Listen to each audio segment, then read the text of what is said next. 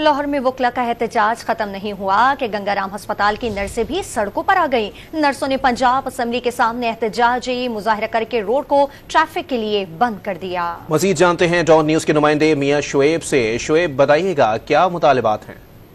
जी बिल्कुल, गंगाराम अस्पताल की नर्सें जो है वो पंजाब असेंबली के सामने एहतजाज करते हुए आ गई। उनका कहना है कि हमारे जब तक मुतालबात पूरे नहीं किए जाते हम पंजाब असेंबली का जो रोड है इसको ट्रैफिक के लिए नहीं खोलेंगे। मुजाहरीन का ये मुतालबा है कि गंगाराम अस्पताल में बतौर नर्सिस जो हम ड्यूटी के फराइज सर अंजाम दे रही हैं, लेकिन पिछले 8 माह से हमारी जो तनख्वाहें हैं वो अदा नहीं की गई। मुतअद्दिद बार आला हुकाम को हमने आगाह किया, लेकिन इसके बावजूद हमारी जो है सुनवाई नहीं हुई।